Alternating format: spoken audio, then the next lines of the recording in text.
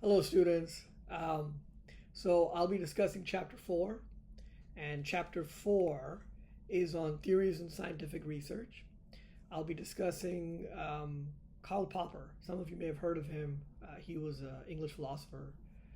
I read about Karl Popper maybe 30 years ago, a long time ago, maybe less. It was during college. My memory is a little hazy at that time. Karl Popper was an English philosopher, and he's discussed in Chapter 4 a little bit. He viewed his scientific theories as our current best guesses about reality, always subject to revision or rejection. So, a question I had for the students today was based on this philosopher's ideas and thoughts, you know, if theories are always provisional and potentially falsifiable, what kind of confidence can you have then in scientific knowledge?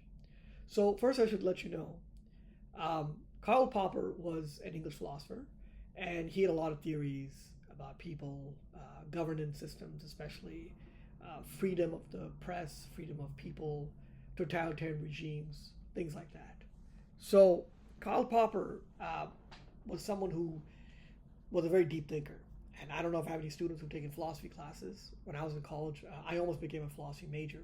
I like philosophy so much.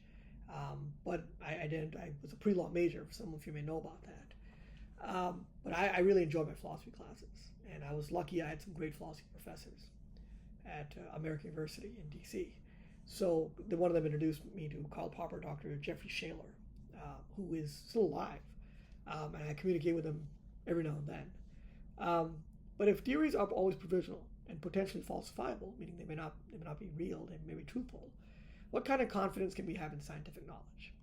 So, thinking about this question, if you think about it, how can you have confidence in pretty much anything, right? Scientific knowledge. If science is always changing, it could mean that science is very fickle in some ways. How do you trust something that is always changing? It's difficult to do that, right? But science really is always changing, like human beings. I didn't always used to have gray hair. I had always jet black hair. But we age over time, and aging is a part of life. It's also a process the human body goes through. So Karl Popper's claim that scientific theories are provisional and inherently falsifiable, it also reframes how we understand confidence in scientific knowledge, trust, ethics, verifiability. If theories are never conclusively proven true, but only tentatively accepted until it is falsified, then scientific certainty is actually not absolute. It's not absolute to know that. However, this does not imply that scientific knowledge is unreliable. Rather, what it does is it suggests that our confidence in science is rational, cumulative, and conditional. Karl Popper argued that falsifiability is a defining criterion of scientific theory. A theory must make claims that could in principle be disproven through empirical observation. This requirement introduces intellectual discipline into theory construction. So Chapter 4 discusses this. Falsifiability distinguishes scientific theories from tautological or unfalsifiable statements. Theories must be structured in a way that allows arrival explanations, measurable constructs, and testable hypotheses. Therefore, scientific confidence arises not from verification, but from survival. Theories that withstand repeated empirical testing and attempts at refutation earn provisional credibility. The provisional nature of theory does not undermine scientific knowledge. Instead, of course, what it does is it strengthens it by embedding self-correction into the scientific process. Because theories operate within sort of boundary collections and assumptions, which we described and it's discussed in Chapter 4, their applicability is contextual rather than universal. When new evidence emerges that contradicts a theory, the theory may then be revised, refined, or replaced.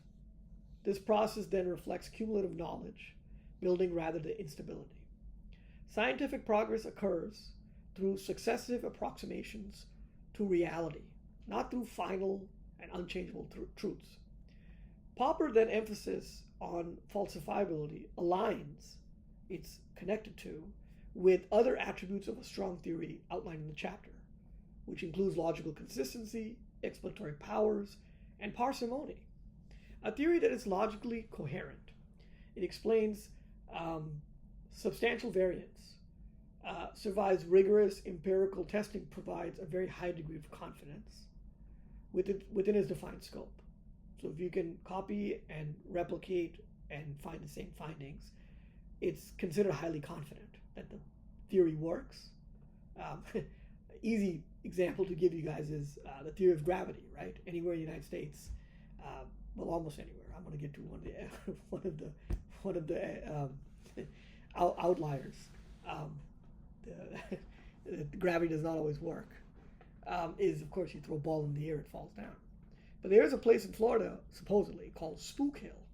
It's in Florida. In Florida, of course, my birth state, my home state, where if you put a ball at the bottom of Spook Hill, the ball will travel upwards instead of going down. Now, I don't know if that's true or not, but obviously in theory, the law of gravity does not seem to hold over there. It holds everywhere else, but maybe not over there. So whether that's true or not, I'm not really 100% sure. I've never been to Spook Hill in Florida. But even when later refined, of course, earlier theories often remain valid within specific contexts and boundaries. This layered refinement then demonstrates that provisional knowledge can still be robust. As a result, of course, the confidence that we have in scientific knowledge is best described as probabilistic and evidence-based rather than absolute. We trust scientific theories because they are systematically tested, they're open to challenge, and transparent about their assumptions. The willingness to risk falsification makes scientific knowledge more credible than systems of belief that resist revision. In this sense, science then derives its strength not from claiming permanence, but from institutionalizing doubt, scrutiny, and ongoing refinement. Scientific confidence, therefore, of course, does not rest on certainty, but on disciplined skepticism, empirical resilience. This is where statistics and research methods then come in. They give us the tools to measure, test, and check ideas instead of just believing them. Statistics then, of course, let us look at patterns over time. We can go back into history and see what has stayed consistent, what has changed, of course, and where there may have been gaps or weak spots in earlier thinking. That process then builds confidence because we are not just guessing. We are comparing evidence across time, which is what all good researchers are supposed to do. So that wraps up this chapter. I hope that it's been tied together and makes some sense for you in Karl Popper's theories. And of course, you can always go online, read more about Karl Popper for those of you interested in philosophy. And I want to thank you again for giving me your time, and I will see you at the next video. Thank you.